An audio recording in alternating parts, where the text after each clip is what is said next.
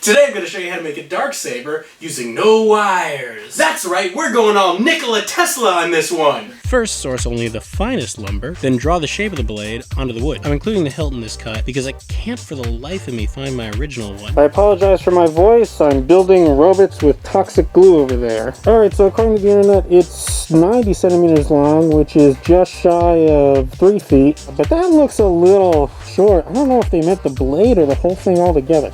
Hang on. Okay, wow, yeah, almost pretty much exactly accurate. Although, that is the most ceremonial sword ever. I'm not sure, and I know the handle is going to be like that long. So then the blade is going to be like a machete.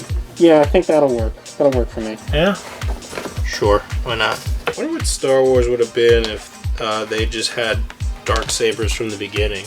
Like instead of red sabers. To cut it, I wanted to use a newly acquired table saw, but installing it proved more time consuming than just using the tools that I already had, for various reasons.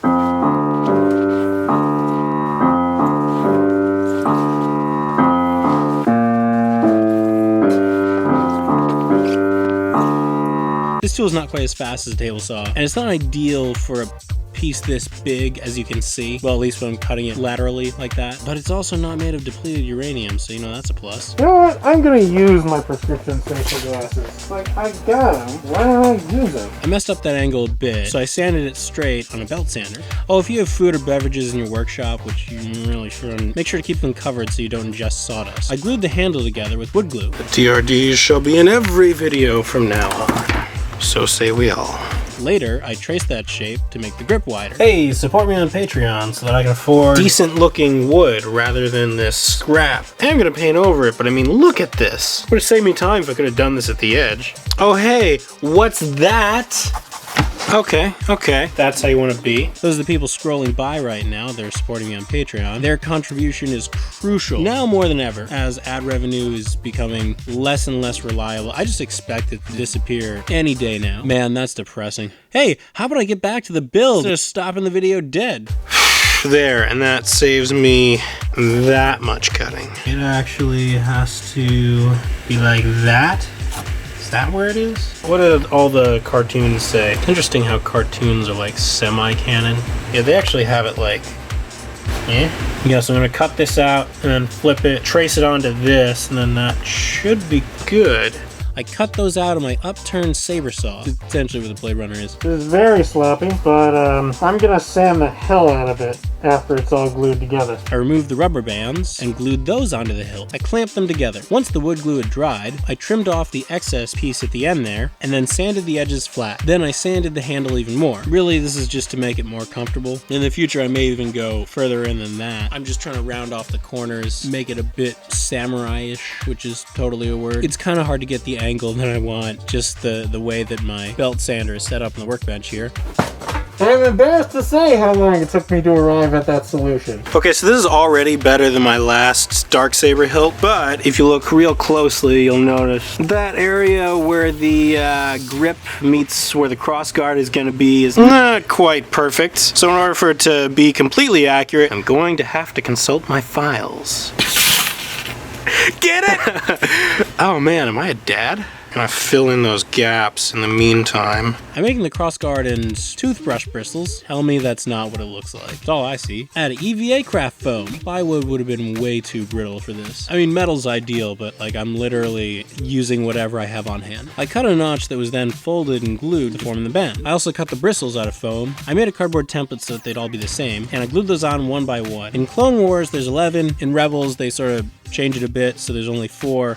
I split the difference to get 7. I made the end out of MDF, because again, cutting plywood this small, it gets brittle. Then I painted it black, all except for the edge, which the tape is gonna have to adhere to. I don't want it to peel up the paint. I did 2 layers, but if you want close-up shots, you may need to do more in order to get rid of the plywood texture. Or you could just sand it better than I did. You know, I'd even recommend using a flat black finish, because it reflects less light, or black velvet, even.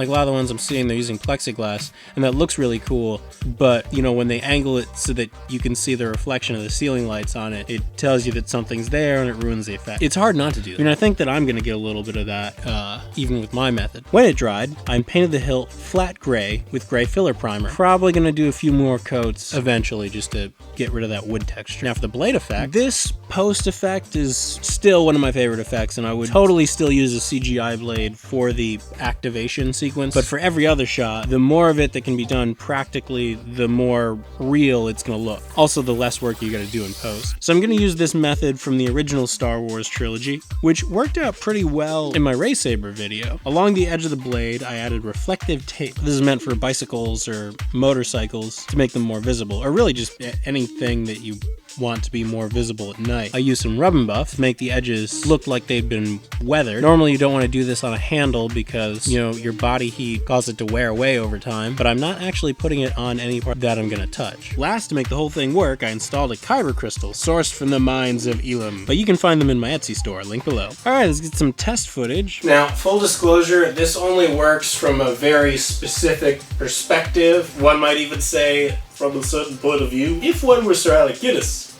or Ringo Starr, I can see the Beatles play the cantina. From my perspective, it just looks silver, but in front of movie lights, looks legit. They should have a fight where Obi-Wan had the dark saber. They did one with the red lightsaber, it was pretty cool. It'd be like the Seven Samurai guy. How did he do it? So what the tape is doing is reflecting most of that light back into the camera, so it looks 1,000 times brighter than everything else around it. This kind of helps you guys who are going to conventions, because when people take a picture of you, that camera flash is going to shine all the way back into the lens, and as soon as that picture shows up, they're going to be like, whoa, what is that? If you're not going to conventions and you don't have access to movie lights, but you're trying to make a fan film, you can also just have a parked car with the headlights on, just out of frame. Just be careful not to drain your battery. Hey, thanks for watching, everybody. I hope that was helpful. If you want to see more of these prop build videos, there are literally hundreds, so, you know, like, subscribe, hit the notification icon so you can see when I post next. If you want to support the channel so that I can use better materials, then you can head on over to the Patreon page, where patrons receive early ad-free uploads, as well as behind-the-scenes content. Alright, see you later.